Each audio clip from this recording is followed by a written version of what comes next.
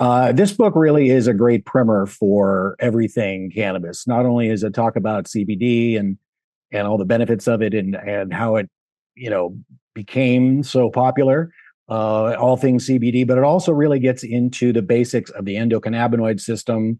It also introduces people a little bit very softly to THC because that's all part of it and all the other cannabinoids, including CBG and some of the other non-impairing cannabinoids that are coming from hemp.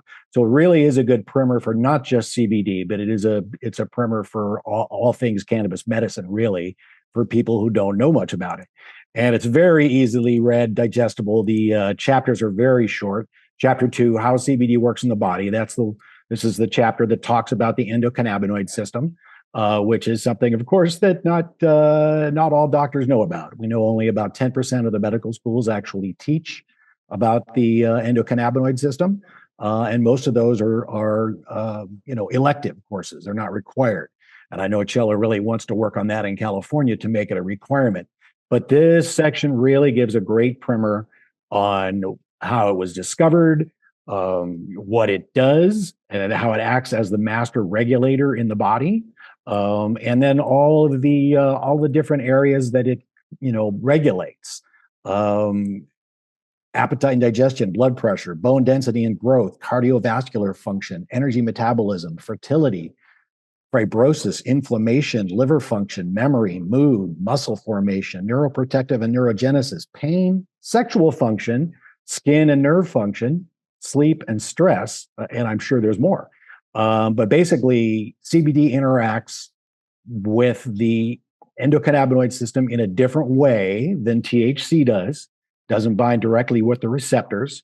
And it's really fascinating how this book, I don't know if it's in this section directly, but how it talks about how CBD interacts with that system and how it's just a lot of the things that we share on a regular basis are in this book. And it's really, it's a pretty easy read. The sections it's even available on Audible. You can listen to it. But of course, Chella likes to make notes. So we have a copy of it all highlighted and ready to go. But you can read it in a number of different ways. So yeah, the fact that it really kind of gives you a breakdown of the system that it works on, as well as all of the different areas that it can take care of, as well as these are great little anecdotal stories of folks that have tried it and have utilized it throughout the book. And how it helps them. So it's really it's a great primer for getting into cannabis medicine. And to take, one of the things they suggest in the book is that if your doctor doesn't know anything about it, or your medical, whoever's taking care of your case, bring them this book, show them this book, and maybe they can get educated too. Mm-hmm, mm-hmm, mm-hmm. And then, of course, tell them about the Society of Cannabis Clinicians.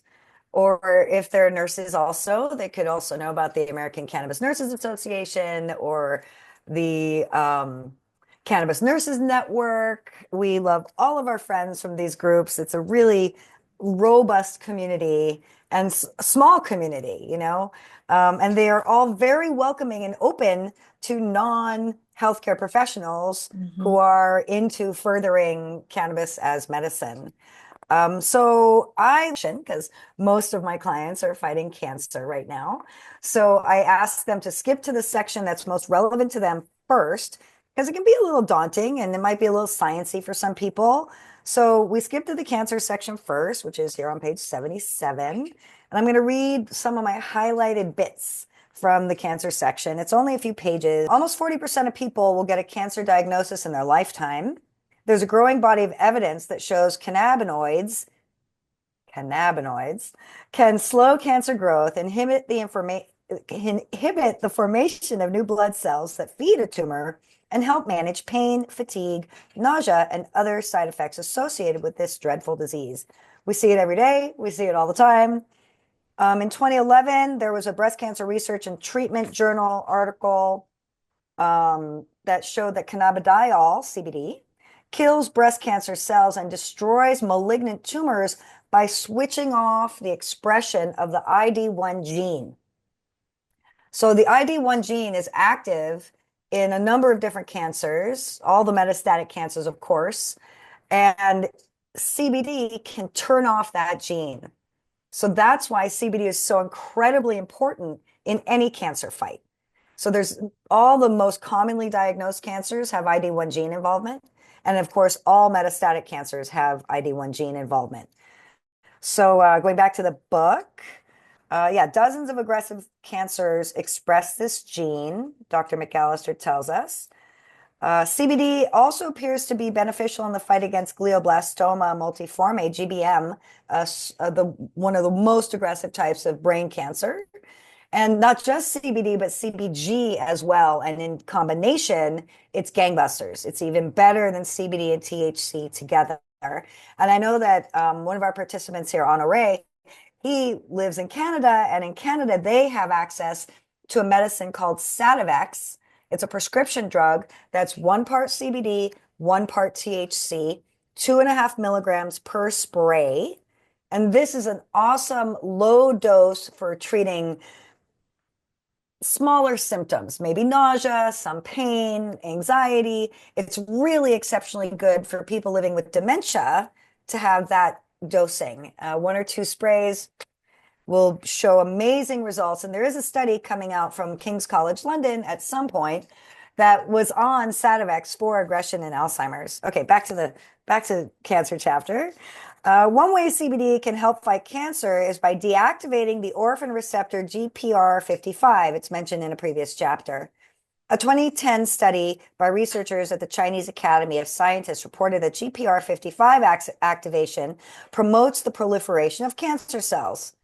By blocking the GPR55 receptor, CBD keeps it from signaling, which may help prevent cancer cells from multiplying. So it's super important, not just in metastatic disease where we know for sure ID1 is expressed and in the dozens of others, but it's not just in that one pathway that cannabis is working.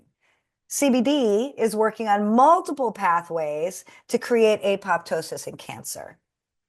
Let me see if there's any other highlights I'd like to mention from this chapter. Yes, overall, CBD may be an important ally in the fight against cancer, helping to prevent and treat the disease, alleviate cancer symptoms, and or lessen the severity of cancer treatment side effects like nausea.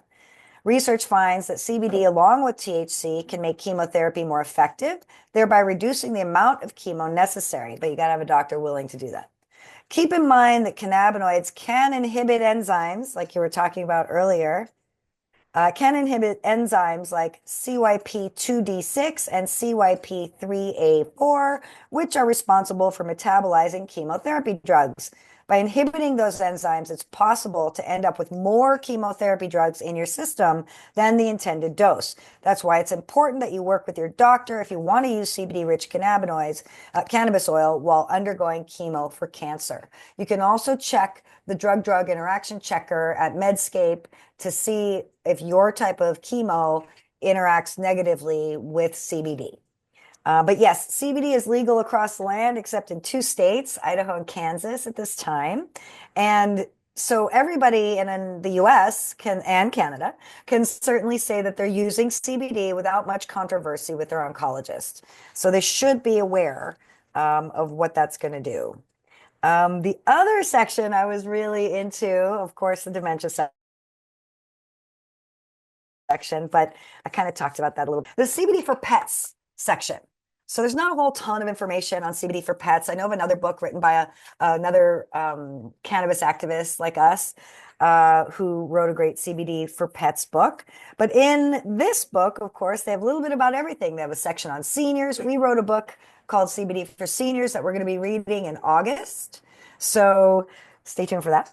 But this one covers a little bit about pets as well. And to me, like the main points that I want to review in the pets section at the end of the book. Well, first of all, I want to remind everybody, all vertebrates have an endocannabinoid system. So anybody with a spine has an endocannabinoid system. And so, from what we know so far, the endocannabinoid system in a dog or cat is similar to that of a human. One striking difference is that there appears to be a greater concentration of cannabinoid receptors in the dog's brain than there are in most other animals. So, dogs are super sensitive to THC. So, we want to start really, really low when we're giving a dog THC for pain or sleep or mood. One of our older dogs who passed away earlier in the year had a lot of arthritis, and we did try THC on him, but even small doses made him super agitated, and he would run around the house and run and run and run and run. Obviously not in any pain, but definitely agitated. So we wanted to cut that off. So we did. We just used CBD with him, and that seemed to help him. Okay, what's another bit? Oh, another really great gem from the pet section. There's a study that they reference that says pets were using in the study 2 milligrams of CBD oil per 1 kilogram of weight. There are many, many studies on humans where 5 to 10 milligrams of CBD oil for 1 kilogram of weight has been helpful. When Dave started having seizures, after the second seizure, we knew that it was seizures. We started with 5 milligrams per kilogram. He still had seizures. He had another seizure about a month later. And then we jumped up to 10 milligrams per kilogram. I didn't want to mess around. So it's possible that he could use less, but he's over a year seizure free. Why am I going to mess with it, right? So those are my favorite bits of the book.